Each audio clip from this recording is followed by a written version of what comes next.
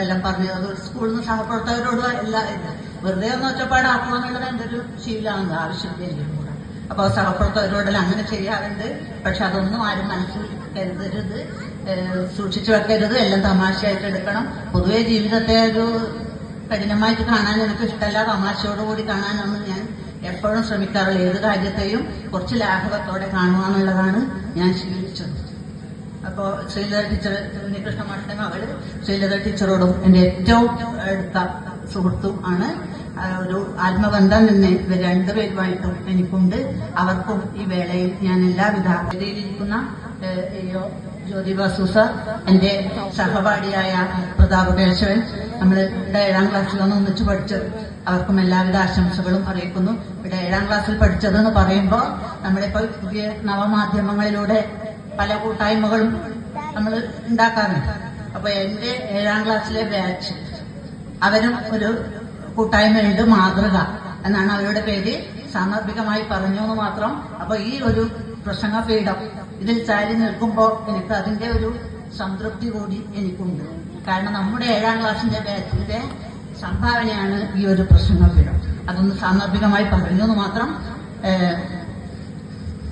പിന്നെ ഇനി അടുത്ത ഭാവി പ്രവർത്തനങ്ങൾ, നമ്മുടെ വിദ്യാലയത്തിൽ കുറച്ചുകൂടി ഭൗതിക സാഹചര്യം മെച്ചപ്പെടുത്തേണ്ടതായുണ്ട്. അതായത് 4 ക്ലാസ് മുറികൾക്കാണ് ഇപ്പോൾ ബിൽഡിംഗ് എടുത്തത്. അപ്പോൾ സമീപകാലത്ത് തന്നെ അത് കൂടുതൽ ക്ലാസ് മുറികളായി മാറണം.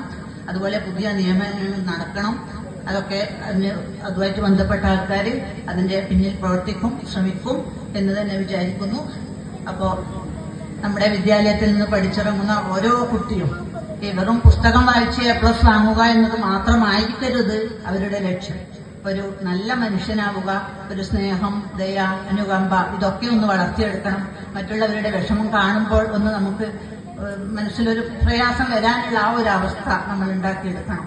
അതായത് സഹജീവികളോട് ഒരു സഹാനുഭൂതി, അത് പഠിച്ചിറങ്ങുന്ന ഈ വിദ്യാലയത്തിൽ നിന്ന് പഠിച്ചിറങ്ങുന്ന കുട്ടികൾക്ക് ഉണ്ടാവണം. വെറും പുസ്തകത്തിൽ A ഗ്രേഡ് A+ മാത്രം പ്രാധാന്യം കൊടുക്കരുത് എന്നൊരു ഉപദേശമാണ് എനിക്ക് നിങ്ങളോട്, കുട്ടികളോട് പറയാനുള്ളത്. അപ്പോൾ ഇനിയും നമ്മുടെ വിദ്യാലയവും ഇവിടെ പഠിച്ചിറങ്ങുന്ന കുട്ടികളും നമ്മുടെ നാടിനും സമൂഹത്തിനും ഒരു മുതൽക്കൂട്ടായി മാറട്ടെ എന്ന് വളരെ ആത്മാർത്ഥമായി ആഗ്രഹിക്കുന്നു, ആശംസിക്കുന്നു.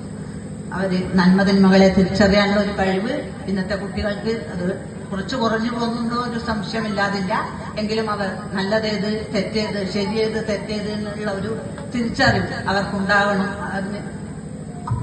അതിനു വേണ്ടിയായിരിക്കണം അവരുടെ ജീവിത ലക്ഷ്യം. അതായത് വഴിതെറ്റിക്കാനും എളുപ്പമാണ്, പക്ഷെ നേരായ പാതയിലൂടെ നടക്കുക എന്നതാണ് ഇന്നത്തെ കാലഘട്ടത്തിൽ ഏറെ പ്രയാസകരം. അത് നിങ്ങൾ മനസ്സിലാക്കി നിങ്ങൾ ആ രീതിയിലേക്ക് മുന്നോട്ട് നയിക്കണം. നിങ്ങൾ വളരുന്ന കുട്ടികൾ, അവരോട് എനിക്ക് അതാണ് പറയാനുള്ളത്. നല്ല മനുഷ്യരാവുക, മറ്റുള്ളവരോട് സഹാനുഭൂതി കാണിക്കുക. അപ്പോൾ ഈ രീതിയിൽ വളർത്തെടുക്കാൻ പറ്റിയ പ്രാപ്തരായ അധ്യാപകരുടെ ഒരു ടീം തന്നെയാണ് നമ്മുടെ സ്കൂളിലുള്ളത്.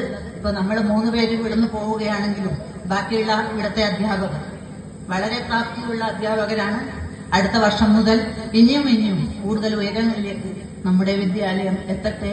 അത് കാണാൻ നമ്മളും ഈ പ്രദേശത്ത് ഉണ്ടാവും എന്നും കൂടി നിങ്ങളോട് പറയുന്നു. അപ്പോ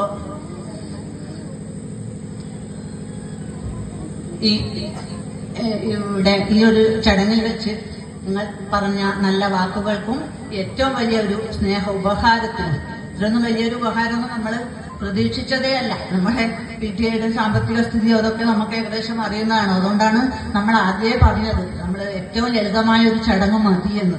പക്ഷെ ഇവരുടെ ഒരു നിർബന്ധ ബുദ്ധി കാരണമാണ് ഇത്രയും ഗംഭീരമാക്കിയത്. അപ്പോൾ ആ ഒരു സ്നേഹോപഹാരത്തിനും നല്ല വാക്കുകൾക്കും ഒരിക്കൽ കൂടി നന്ദി പറഞ്ഞുകൊണ്ട് എല്ലാവിധ ഈ ചടങ്ങിനെ റിട്ടയർ ചെയ്യുന്നവർക്കും എല്ലാവിധ ആശംസകളും അറിയിച്ചുകൊണ്ട് ഞാൻ എന്റെ വാക്കുകൾ നിർത്തുന്നു.